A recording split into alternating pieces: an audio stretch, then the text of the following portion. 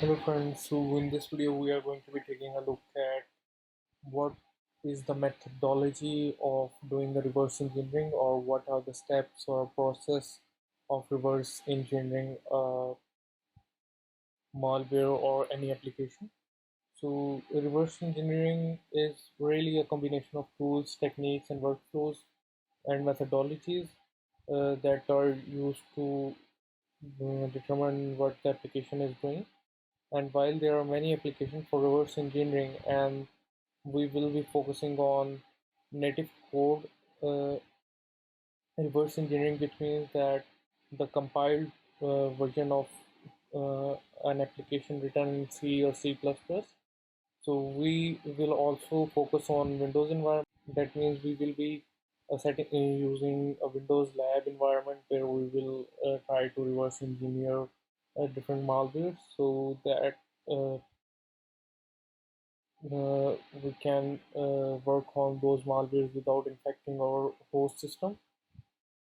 And there are many different effective tools that can be used in order to reverse engineer an application like WinDebug or IDA Pro, and there are many debuggers and disassemblers available online that you can use, and that are available for you. If you are familiar with those, you can pretty much use those debuggers or tools.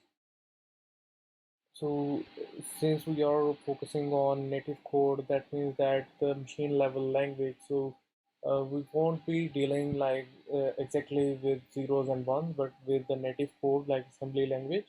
And this also requires that you understand a basic level of assembly language and how CPU register works and what is the architecture of a CPU that processes those instructions of ones and zeros. So you will need to also understand the such things as registers and their role in virtual memory, and how it affects the execution of that program.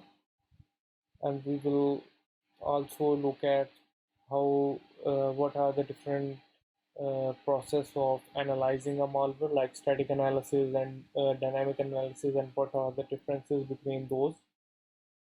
What is needed to a program a computer, and we can think of this as an assembly language, the lowest level of instruction outside of writing ones and zeros, that tells the CPU how to operate. For example, there is a nice inclusion of Intel x86 and x86 64, which is a 64-bit architecture, and there is an other ARM-based architecture and AMD. So we are going to be focusing on Intel 32-bit and 64-bit code. So the concept of both uh, architectures of 32 or 64-bit overlaps with each other. So the great thing about learning reverse engineering is that if you develop a good understanding of Intel uh, instruction set of x86 or x86 64, you can easily continue with the ARM-based applications that are developed for ARM processor or AMD processor, because they are more or less uh, same to each other. This So there are many different tools that let you do static and dynamic analysis. So, like if you are working on a binary, you will first of all do a static analysis. So, what a static analysis is, it involves analyzing a program without executing the program. So, you just look at the assembly code of that application and see what the application is doing and what functions are being called without running the program. So in dynamic analysis, what you need to do is you will take a look at uh, what uh, what a program is doing during the execution process.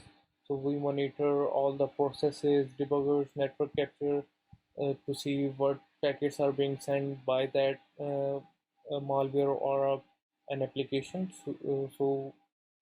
We take we take dynamic approach. So if we are doing a reverse engineering of a application or a malware, so the best approach in order to do a reverse engineering of an application is to follow both static and dynamic analysis approaches, so that you get a better understanding of what the application is doing. So in the next step, what we are going to be taking a look at is the workflow of how to analyze a binary file that you get from your client or a malware sample. So first of all, you will be handed over unknown file type of unknown file binary. So the first step is the basic analysis of that binary. So in that, we take a look at what is the extension of that file,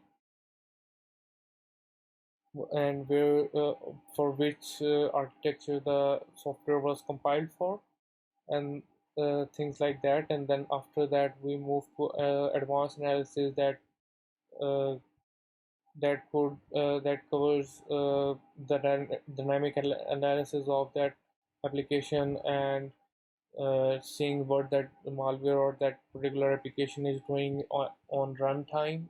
And after that, if you find a bug, you uh, create a full documentation of what the bug was and how it was exploitable. And after that, you submit that report to your client.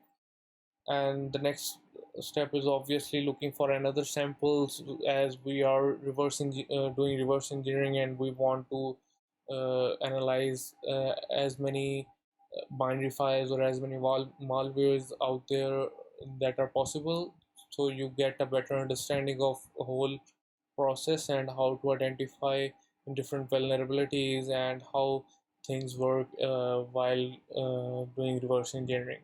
So this is a basic overview about how reverse engineering works and what is the process or methodology that is required uh, for a successful reverse engineering engagement.